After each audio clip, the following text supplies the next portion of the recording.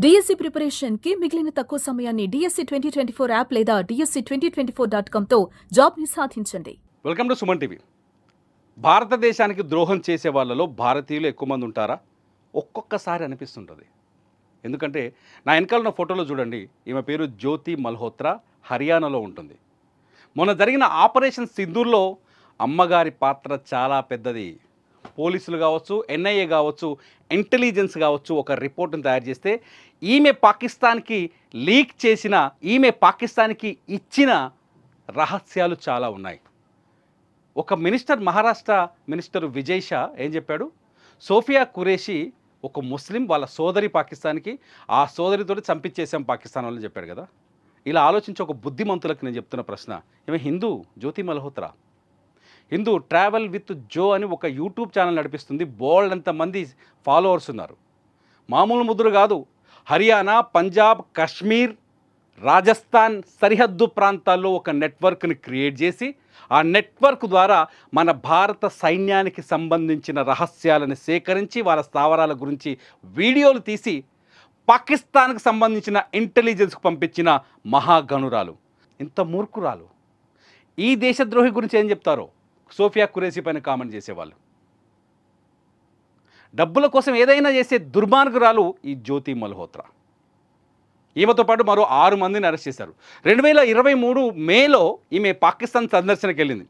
వెళ్ళి కొన్ని వీడియోలు చేసింది. మీరు ఈమె ఇన్స్టాగ్రామ్లోకి వెళ్ళినా లేకపోతే ఫేస్బుక్లో, యూట్యూబ్లోకి వెళ్ళినా మీరు చూడొచ్చు. పాకిస్తాన్లో ఛాయ్ ధర 150 రూపాయలు, పాకిస్తాన్లో పాల ధర 300 రూపాయలు, పాకిస్తాన్లో కొనడానికి చాలా కష్టం, బతకడానికి చాలా కష్టంగా ఉంది, వాళ్ళ ఆర్థిక వ్యవస్థ అంతా నాశనం అయిపోయిందని తొక్కలో వీడియోస్ కొన్ని చేసింది. బోల్డ్ అంతమంది వా ఏం రీసెర్చ్ అనుకొని ఫ్యాన్స్ తెగ ఎగబడ్డారు. కానీ ఆమె ఏం చేసిందో తెలుసా?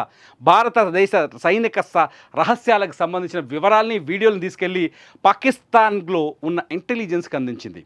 ఈ వివరాలు ఇప్పుడే ఎన్ఐఏ బయటపెట్టింది. వీళ్ళంతా స్లీపర్ సెల్స్గా పనిచేశారు పాకిస్తాన్ దేశానికి, పాకిస్తాన్ ఉగ్రవాద మూకకి. కొద్దిసేపటి క్రితమే జ్యోతి మల్హోత్రాతో పాటు మరో 6 మంది యంగ్ టీంని, ఈమె టీంని అందరినీ అదుపులోకి తీసుకున్నారు హర్యానాలో ఎన్ఐఏ. వీళ్ళని ఇప్పుడు జైల్లో వేసి లెక్కలన్నీ ఎరగదీస్తున్నారు, లెక్కలన్నీ బయటపెట్టిస్తున్నారు. సో సోఫియా ఖురేషి లాంటి ఒక దేశభక్తురాలపైన కామెంట్ చేసేటప్పుడు దేశద్రోహులు మనలో ఎంతమంది ఉన్నారో ఒకసారి ఆలోచించుకోవాల్సిన అవసరం ఉంది. ఈమె 2023లో పాకిస్తాన్కి వెళ్ళేటప్పుడు ఢిల్లీలో ఉన్న పాకిస్తాన్ హై కమిషన్లో ఒక వ్యక్తి, ఆయన పేరు ఏంటంటే ఈషాన్ అర్ రహీమ్, ఆయన పేరు డానిష్, ఉరఫ్ డానిష్ అంటారు. ఆయనతో కొంత పరిచయం ఏర్పాటు చేసుకుంది.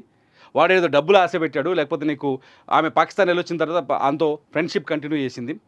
మామూలు ఫ్రెండ్షిప్ కాదు, దోహా కూడా వెళ్ళిందంట. వివిధ దేశాల్లో ఉన్న టూరిస్ట్ స్పాట్స్లో కూడా వెళ్ళొచ్చిందంటే ఇంకా ఆమె ఇన్స్టాగ్రామ్ వీడియో చూస్తే మీకు అర్థమైపోద్ది. సో ఆ స్నేహాన్ని డబ్బు కింద మార్చుకునే ప్రయత్నంలో ఈ దేశానికి ద్రోహం చేసింది.